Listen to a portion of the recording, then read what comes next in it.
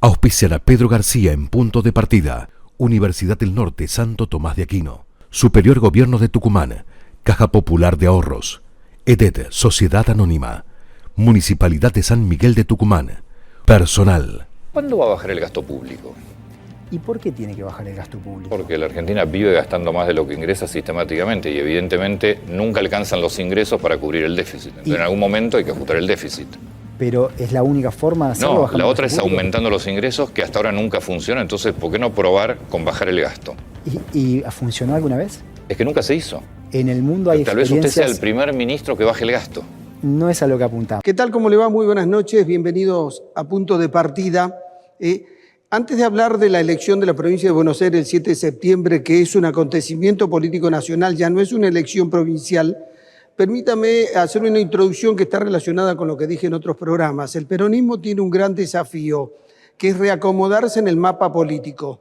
¿Desafío con quién? Con los peronistas, a los cuales siempre les gusta ver que el peronismo gana las elecciones. Y con aquellos que no son peronistas, pero no son antiperonistas, y optan por el peronismo en las elecciones. Ahora, el peronismo tiene que pensar que tiene que dejar de hablar de Juan Domingo Perón, hacia adentro sí, pero hacia afuera, porque termina siendo un dato histórico, un episodio histórico Juan Domingo Perón. Juan Domingo Perón murió el 1 de julio de 1974, hace 51 años. Si uno ve el electorado al que tiene que convencer hoy el peronismo, que son más bien jóvenes, y les diría que el 60% del padrón electoral nació después que murió Perón, y que cuando ellos quieren conquistar un nuevo electorado, porque con los peronistas solo no les alcanza, hablan de Juan Domingo Perón es un dato histórico porque es como hablar de Mariano Moreno, es como hablar de Sarmiento o de Roca o de Juan Manuel de Rosas, por poner un nombre. En realidad, el nuevo electorado, cuando lo escuchan los peronistas y necesitan tener una referencia de qué es el peronismo, toman el gobierno de Menem, según la edad que tienen, la de Néstor Kirchner, Cristina Kirchner o Alberto Fernández, y lo referencian con el triunfo de Milei que le gana al peronismo. Bien, por eso les decía que este es un desafío que tiene el peronismo de hacer un mea culpa, ver por qué perdieron y reacomodarse en el tablero político. Repito lo que dije en otros programas, el peronismo es fundamental en el ecosistema de partidos políticos que hay en Argentina. Y ahora sí vamos a la elección de Buenos Aires. Es un acontecimiento político nacional, ya no es una elección provincial como lo era antes. ¿Por qué? Porque allí está el bastión del peronismo y porque el peronismo está en crisis. Y porque Milei va a pelear con toda fuerza, uniéndose al PRO, en el bastión del peronismo. Y el resultado ese va a terminar dando un nuevo ecosistema de partidos políticos, un nuevo reacomodamiento de lo que es el sistema político argentino, que hasta ahora lo traía el peronismo, que estaba en el centro de la escena. Bien, hay un dato muy interesante en esto. Fíjense que no se analizó en ningún medio. Se definieron las listas, los dos frentes, el frente donde está la Libertad Avanza y el frente donde está obviamente el peronismo. Se tuvieron que llenar los casilleros. ¿Eso qué significa? ¿Quién va primer candidato? ¿Quién va segundo? A legisladores, a concejales, quién va tercero, de qué sector político es. ¿Cómo terminó todo? Quedaron todos peleados y más divididos de lo que habían llegado. La pregunta es la siguiente. ¿Se acuerdan cuando suspendieron las PASO que dijeron? Se suspendían las PASO porque las PASO debilitan a los partidos políticos que quedaron todos peleados. Ahora hay que reconfigurar ese análisis. No habiendo PASO, terminaron más peleados. ¿No hubiese convenido tener PASO y lo solucionaba de otra manera? Es un tema que está pendiente. El otro tema, hubo una derecha fest en Córdoba. ¿Qué fue esto?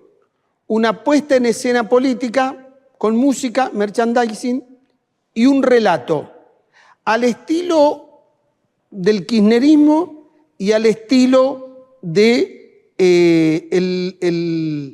el peronismo en sí. A ver, el radicalismo no se animaba a hacer esto. Esto se anima a hacerlo Milei. Repito, una puesta en escena merchandise y se vendía de todo, con remera Milei, zapatos libertarios, todo. ¿Cuál es el objetivo de Milei? Milei entendió muy bien cuando los peronistas dicen en la Argentina somos todos peronistas. ¿Saben lo que quieren decir en el fondo? Este país se discute en función de la doctrina peronista, que es la que está vigente.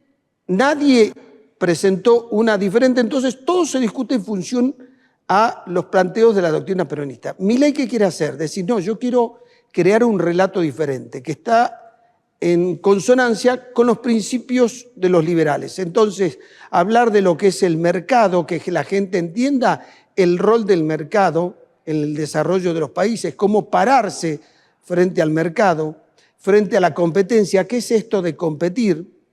El rol que cumple las ideas económicas del equilibrio fiscal, economías sin inflación, y cuál es el rol del Estado dentro de una sociedad. El concepto de los liberales que debe ser una organización muy pequeña. El liberal parte de la idea que nunca el Estado puede ser eficiente en la reasignación de recursos porque nadie maneja eficientemente los recursos que no los logró con su esfuerzo. O sea, cuando uno tiene que manejar recursos, lo producen otros, dicen los liberales, nunca se es eficiente. Por eso combaten mucho el Estado. Bueno, esto es lo que pasó en Córdoba. Milei está intentando crear un relato o un cuerpo doctrinario que le haga contrapeso a las ideas doctrinarias del peronismo, que son, repito, sobre las que giró el ecosistema político argentino, desde que Perón las comunicó y las estableció. Vamos a otro tema. En el programa anterior les dije que la Universidad Católica Argentina, la UCA, había anunciado que si la economía no levanta íbamos a estar en un estancamiento económico. En el programa anterior estuvo Héctor Viñuales y dijo, estamos viendo que las ventas están cayendo no respecto al mes anterior, respecto al año anterior. Esto es que habla de un tema delicado. Les quiero recordar que Daniel Abad, el actual ministro de Economía de la provincia, que era prácticamente un asiduo invitado a nuestro programa, prácticamente un columnista, se lo prestamos a Jaldo por una gestión, después tiene que venir, tiene que seguir hablando en el programa. Él dijo, antes de ser ministro de Economía, cuando yo le pregunté cómo salimos de esta economía inflacionaria de masa, y él dijo, mira, el mal mayor es la hiperinflación, el mal menor es llevar la economía a la recesión. La economía genera daños cuando está en recesión, sí, pero menos que cuando hay hiperinflación. Esto es lo que está ocurriendo ahora. Entonces, lo que tiene que hacer el gobierno es decir, miren, lo salvé de la hiperinflación de Massa. Si Massa seguía 6 meses más o un año más como ministro de Economía, íbamos a la hiperinflación, porque después del 211, el 2023, si la elección hubiese sido el 2024, íbamos a una hiperinflación, porque Massa con un déficit fiscal les perdonó el impuesto a la ganancia a la tercera categoría de los trabajadores. O sea, lo incrementó más, echó combustible al fuego que había. Bueno, Milei dijo, escúchenme, fíjense el ajuste que hice, lo salvé de la hiperinflación. Muy bien, presidente, muchas gracias. Pero ahora, ¿cómo sigue?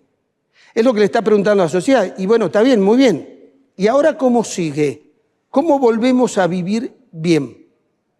Y estos enojos que hay de los que no llegan a fin de mes, esta angustia, después se manifiesta en las urnas. Por eso el gobierno de Milei tiene ahí un desafío enorme. Hablemos sobre la pobreza. Los datos son un poco confusos porque resulta que el gobierno y la UNICEF que dicen bajó la pobreza en la Argentina.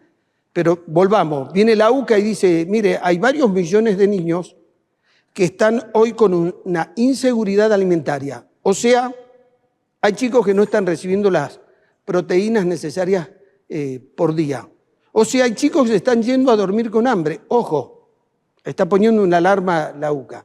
Bueno, está la pobreza material y la pobreza de otro tipo, pobreza de vivienda, de salud, de saneamiento. Vamos a hablar sobre ese tema hoy con Julio Picabea. Sobre el tema del peronismo vamos a estar hablando con Antonio Pachi Israel para que él nos diga, a ver, ¿qué mea culpa debe hacer el peronismo y cómo se debe reacomodar para los peronistas y para los que no son peronistas, pero lo votan al peronismo, cómo se debe reacomodar en el ecosistema político.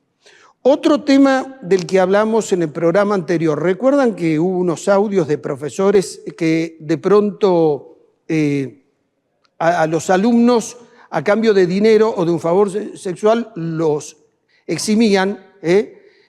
Ahora salió en Buenos Aires una polémica porque resulta que un examen para residentes sacaron más notas los extranjeros que los alumnos de nuestro país, siendo que los alumnos de nuestro país, muchos de ellos tenían notas muy altas, superiores a 9, eran los mejores alumnos. Entonces comenzaron a ver qué había ocurrido y surgió la versión que parece que los extranjeros habían comprado el examen, lo sabían con anticipación, entonces por eso pudieron sacar buenas notas. Y después surgieron algunos WhatsApp donde dan cuenta de que hubo mucho movimiento y compra de dólares los días anteriores. Bueno, entonces se dan cuenta de lo que está ocurriendo en algunas universidades. Entonces las universidades tienen el titular de cátedra o el adjunto de cátedra. ¿Qué le tienen que decir a los alumnos? Ojo, que nosotros ponemos titulares de cátedra o adjuntos, pero puede haber regateadores. Titulares o adjuntos. ¿Qué es un regateador? Aquel que negocia el precio de un producto, de un servicio que paga. Le pongo un poco de humor, pero es lamentable que esto esté ocurriendo en las universidades, donde las sociedades piensan que allí en estos lugares es donde se transmite el conocimiento, se viraliza el conocimiento, y allí está el germen del crecimiento y el desarrollo de las sociedades. Bueno, vamos a Tucumán. Tucumán lidera el ranking de provincias donde hay donación de órganos. Esto es una muy buena noticia, pero ¿saben por qué? Porque eso está en el ADN de Tucumán. Nosotros aquí frenamos a los realistas. Aquí declaramos la independencia.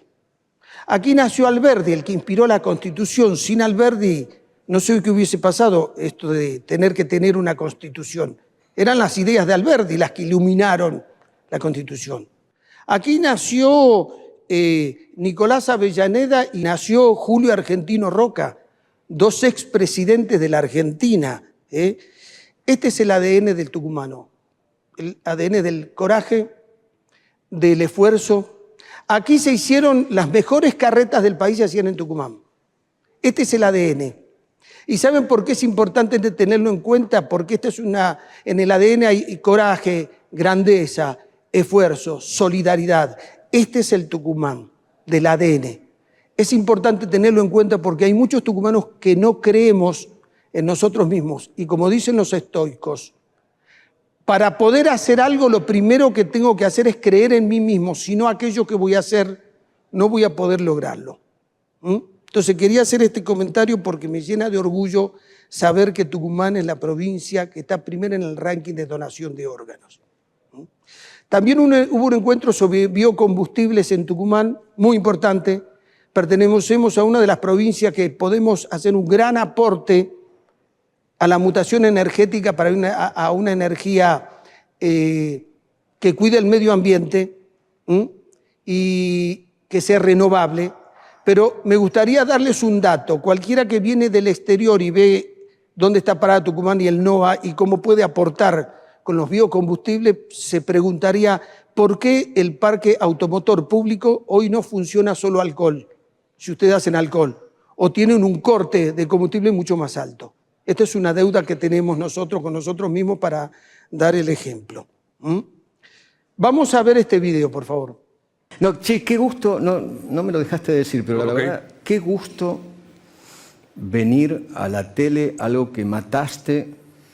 Te veo en la pantalla. Sí. ¿Vos la mataste? Y te noto como el tipo, ¿viste el asesino que va a la escena del crimen? ¿No? Es impresionante. No, está muy bien, está muy bien. Además, lindo velorio. Bueno, quería poner este video porque en realidad ustedes saben que siempre en la sociedad están aquellos que se piensan como los grandes gurúes que le dicen a la sociedad a dónde van. Y uno de ellos fue Mario Pergolini, donde dijo en muchos medios en alguna oportunidad, la televisión murió. Ya nadie mira la televisión. La televisión ha muerto. Con esto agravió a todos los que estaban en la televisión, le generó un golpe económico a la televisión, vendió menos pauta, porque hay gente que se ocupó de repetir lo que dijo Pergolini. Y resulta que Pergolini ahora volvió a la televisión, por eso Feynman se lo cobró. Les quiero contar algo, cuando se creó la radio, hubo gurú que dijeron desaparece el diario. Cuando se creó la televisión, hubo gurú que decían desaparece la radio y desaparece el diario. Nada de esto ocurrió.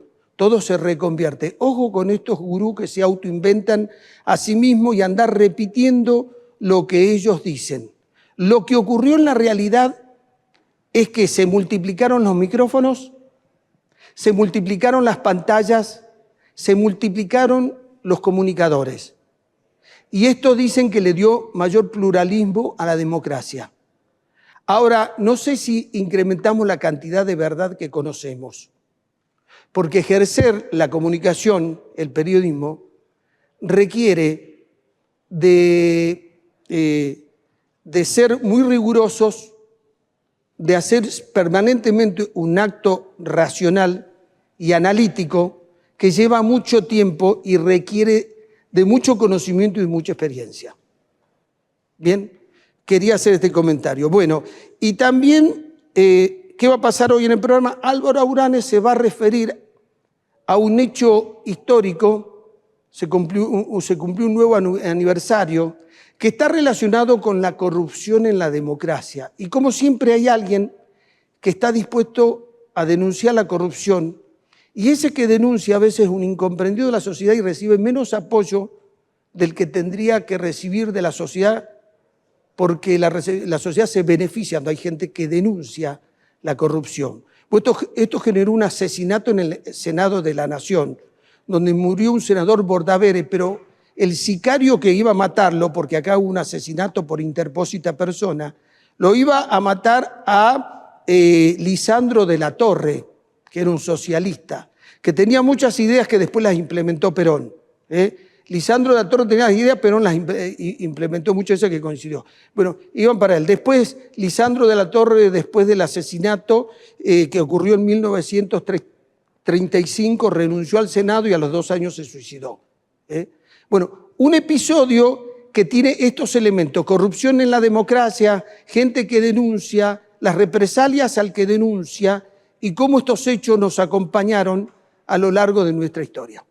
Les propongo unos auspicios y después escuchamos a nuestros invitados. Es un punto de partida.